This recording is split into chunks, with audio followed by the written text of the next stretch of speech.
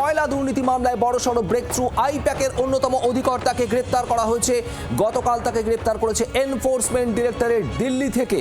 I-PAC অধিকর্তা ভিনেশ চান্ডেলকে গ্রেপ্তার ইডির সূত্রের খবর। গত 2রা এপ্রিল এই ভিনেশ চান্ডেলের বাড়িতে তল্লাশি চালায় কেন্দ্রীয় তদন্তকারী সংস্থা। বেআইনি লেনদেন সংক্রান্ত মামলায় আইপ্যাকের এই অন্যতম কর্তাকে গ্রেপ্তার করেছে এনফোর্সমেন্ট ডিরেক্টরেট। পিয়ালি মিত্র আমাদের প্রতিনিধি রয়েছেন আমাদের সঙ্গে সরাসরি। পিয়ালি, একটু জানতে চাইবো এই ভিনেশ চান্ডেল সম্পর্কে ঠিক কি অভিযোগ, যার ভিত্তিতে গ্রেপ্তার, কি জানা যাচ্ছে?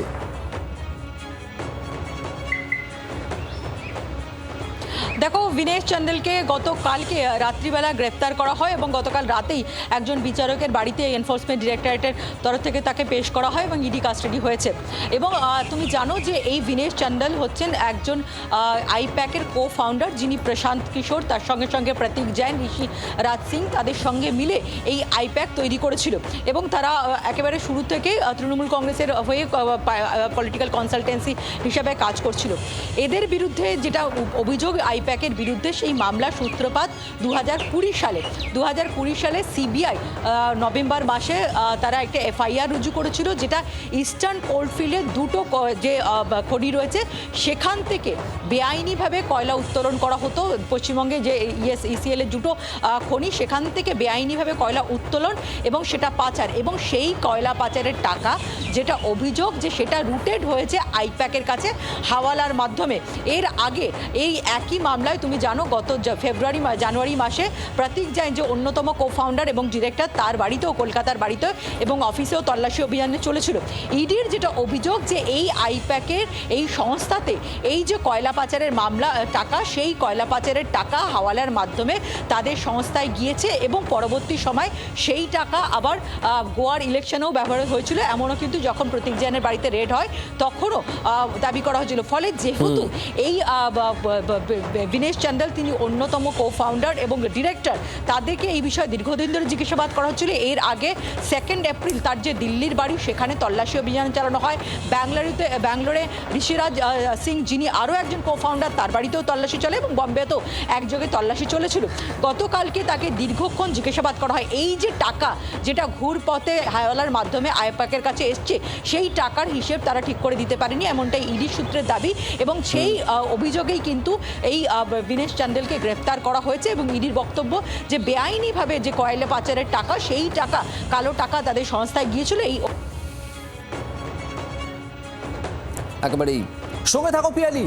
জানুয়ারিতে প্রতীক জৈনের বাড়ি, অফিসে তল্লাশি এবং তারপর এপ্রিলে ভোটের মাত্র কদিন আগে ভিনেশ চান্ডেল, আইপ্যাকের আরও এক অধিকর্তা, তাকে গ্রেপ্তার এনফোর্সমেন্ট ডিরেক্টরেটের। আর এই গ্রেপ্তারের পরেই, ভিনেশ চান্ডেলকে গ্রেপ্তারের পরেই সরব হয়েছেন অভিষেক বন্দ্যোপাধ্যায়। তৃণমূল সর্বভারতীয় সাধারণ সম্পাদক অভিষেক বন্দ্যোপাধ্যায়ের পোস্ট, ভোটের মাত্র 10 দিন আগে গ্রেপ্তারি উদ্বেগজনক। বিরোধী দলের সঙ্গে কাজ করলে পালা আসতে পারে, গণতন্ত্র নয়, এটা ভীতি প্রদর্শন। এক্সে পোস্ট অভিষেক বন্দ্যোপাধ্যায়ের অভিযোগ, ভয়ের পরিবেশ তৈরি করার চেষ্টা হচ্ছে।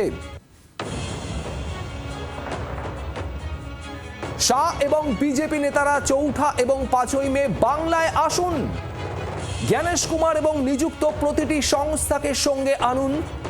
বাংলাকে ধমকানো যাবে না, চুপ করানো যাবে না, বাংলা কোনোদিনই মাথা নত করবে না। এক্স হ্যান্ডেলে পোস্ট অভিষেক বন্দ্যোপাধ্যায়ের। আইপ্যাক কো ফাউন্ডার, অন্যতম অধিকর্তা ভিনেশ চান্ডেলকে গ্রেপ্তার এনফোর্সমেন্ট ডিরেক্টরেটের। কয়লা পাচার দুর্নীতি মামলায় বেআইনি আর্থিক লেনদেনের অভিযোগেই এই গ্রেপ্তার বলে ইডি সূত্রে খবর। আর তারপরে এই সরব অভিষেক বন্দ্যোপাধ্যায়। পিয়ালি মিত্র আমাদের প্রতিনিধি রয়েছেন টেলিফোনে। পিয়ালি, জানতে চাইবো ঠিক এই জায়গাতেই অভিষেক বন্দ্যোপাধ্যায় রীতিমতো কড়া প্রতিক্রিয়া দিয়েছেন এবং নির্বাচন কমিশন সহ কেন্দ্রীয় সরকারকে তোপ দেখেছেন এই ভিনেশ চান্ডেলের গ্রেপ্তারির পর। একেবারেই দেখো, গতকালকে এই গ্রেপ্তারির খবর সামনে আসার 1 ঘন্টার মধ্যেই তৃণমূলের ন্যাশনাল জেনারেল সেক্রেটারি এবং সাংসদ অভিষেক বন্দ্যোপাধ্যায় তিনি একটি কড়া টুইট করেন এবং সেখানে তার অভিযোগ যে নির্বাচনের মাত্র 10 দিন আগে যেভাবে এই আইপ্যাকের অন্যতম কো ফাউন্ডারকে গ্রেপ্তার করা হয়েছে, সেটা শুধুমাত্র কিন্তু একেবারে অ্যালার্মিং নয়, সেটা কিন্তু একেবারে মানে নাড়িয়ে দেওয়ার মতন ঘটনা। এবং এক্ষেত্রে দাঁড়িয়ে তার অভিযোগ যে যাদের বিরুদ্ধে অভিযোগ থাকে তারা যখন একেবারে পার্টি সুইচ করে বিজেপিতে যায় তাদের এগেইনস্টে কোনো অ্যাকশন নেওয়া হয় না। এক্ষেত্রে দাঁড়িয়ে নির্বাচনের আগে একদিকে যেরকম নির্বাচন কমিশন, অন্যদিকে ইডি, সিবিআই, এনআইএ এর মতন সংস্থাকে কাজে লাগানো হচ্ছে এবং বিজেপির বিরুদ্ধে আরো একবার তিনি তোপ দেখেছেন এবং যেখানে এই মুহূর্তে দাঁড়িয়ে 10 দিন আগে যেখানে একটা ফ্রি অ্যান্ড ফেয়ার ইলেকশন হওয়ার কথা, সেই সময় এই ধরনের এজেন্সিকে কাজে লাগিয়ে বোঝা যাচ্ছে। পিয়ারি, তুমি সঙ্গে থাকো। এই মুহূর্তে আমাদের সঙ্গে রয়েছেন রাজ্য বিজেপির প্রধান মুখপাত্র দেবজিৎ সরকার। দেবজিৎ বাবু, ভিনেশ চান্ডেল আইপ্যাকের সহ অধিকর্তা, তাকে ইডির গ্রেপ্তারের পরেই সরব হয়েছেন অভিষেক বন্দ্যোপাধ্যায়। তার বক্তব্য, ভয়ের পরিবেশ তৈরি করা হচ্ছে, ভীতি প্রদর্শন। মাত্র ভোটের 10 দিন আগে এই গ্রেপ্তার। তিনি বলছেন যে গণতন্ত্র নয়, এটা ভীতি প্রদর্শন। কিভাবে দেখছেন, কি বলবেন? রাজ্যের প্রাকৃতিক সম্পদ চুরি করা, কয়লা চুরি করা, তার বিরুদ্ধে মহামান্য কলকাতা হাইকোর্টের নির্দেশে তদন্ত, সেই তদন্তকারী সংস্থা সরকারি আর একটা বেসরকারি সংস্থার কর্ণধার, তাকে ধরা হয়েছে রাজ্যের বাইরে, রাজধানী দিল্লি থেকে। তাতে এখানে কিসের গণতান্ত্রিক পরিস্থিতি খারাপ হয়ে যাচ্ছে? কারা ভয় পাচ্ছে? কেন ভয় পাচ্ছে? তাহলে কি অভিষেক বাবু ঘুরিয়ে এটাই বলছেন যে এই আইপ্যাক শব্দটির আড়ালে আসলে যত তৃণমূলী কয়লা চোর তারা এক জায়গায় জড়ো হয়েছিল এবং তারা ভয় পাচ্ছে? তৃণমূল কংগ্রেস মানেই চোর, এই কথাটি কি তিনি প্রতিষ্ঠা করতে চাইছেন, বা তার কথাতেই সুপ্রতিষ্ঠিত বোধহয় হতে চলেছে? অভিষেক বাবু দিন দিন নিজেকে পশ্চিমবঙ্গের রাহুল গান্ধীতে পরিণত করার চেষ্টা করছেন। অভিষেক বাবু যা করছেন, যা বলছেন, সেটাতে মানুষের কাছে এটা পরিষ্কার হচ্ছে যে আইপ্যাককে সামনে রেখে পশ্চিমবঙ্গে জল, জমি, জঙ্গল এবং মানুষের কর্মসংস্থানের অধিকারকে যেভাবে ছিনতাই করেছে 1.5 দশক ধরে তৃণমূল কংগ্রেস, তার বিরুদ্ধে মানুষের যে স্বতঃস্ফূর্ত প্রতিবাদ, সেটা স্বাভাবিক। ধন্যবাদ। দেবজিৎ সরকার, বিজেপি নেতা, আমাদের সঙ্গে ছিলেন টেলিফোনে। এই মুহূর্তে আমাদের সঙ্গে রয়েছেন সিপিআইএম নেতা সায়ন বন্দ্যোপাধ্যায়। সায়ন, ভিনেশ চান্ডেলকে গ্রেপ্তার আইপ্যাক অধিকর্তা, তাকে ইডি গ্রেপ্তার করেছে এবং তারপরেই এক্স হ্যান্ডেলে তীব্র সরব হয়েছেন অভিষেক বন্দ্যোপাধ্যায়। তার বক্তব্য, গণতন্ত্র নয়, এটা ভীতি প্রদর্শন হচ্ছে, যদিও তার পাল্টাও দিয়েছে বিজেপি। কিভাবে দেখছেন? এখন মাঝে মাঝে কিছু পাঁটা বলি দিতে হয় অনেক বড় কিছুকে বাঁচানোর জন্য। পশ্চিমবাংলার বুকে দুর্নীতির তদন্তগুলো মাঝখানে এরকম একটা দুটো করে পাঁটা বলি দেয় তৃণমূল, বড় মাথাদেরকে বাঁচানোর জন্য। যতগুলো দুর্নীতির তদন্ত হয়েছে, প্রত্যেক কটা দুর্নীতির তদন্ততে মাথাকে ধরার বদলে যারা মূল কাণ্ডারি, দুর্নীতির যারা মাথা, সেই দুর্নীতির মাথাকে না ধরে এই চুনোপুটিকে ধরা পশ্চিমবাংলার মানুষ দীর্ঘদিন ধরে দেখছে। কে আইপ্যাক বলুন তো? পশ্চিমবাংলার গোটা রাজ্যের মানুষ আমরা জানি, বাংলার বুকে যা দুর্নীতি হয়েছে সেই দুর্নীতির ফসল তৃণমূল ঘরে তুলেছে, তৃণমূলের মাথারা এর সাথে যুক্ত আছে। তাহলে মাথাদেরকে না ধরে শেষ অব্দি আইপ্যাক? কে আইপ্যাক? একটা বেসরকারি সংস্থা তৃণমূলের জন্য ভোটে কাজ করে, এ তো স্বাভাবিক। আরে তৃণমূল ভোটে জিতবে, তৃণমূল ভোটে লড়ে ভোট লুট করে জিতবে। এই গোটাটার জন্য যে পয়সা, যে ব্ল্যাক মানি ইউজ হয়, আইপ্যাকের মাধ্যমে ইউজ হয়, বাংলার মানুষ জানে তো। কিন্তু আমরা বলছি, এই যে দিদিমণি মুখ্যমন্ত্রী, যিনি গিয়ে ফাইলটা ছিনিয়ে নিয়ে চলে এসেছিলেন ইডির কাছ থেকে, ইডি কোন ব্যবস্থা গ্রহণ করলো?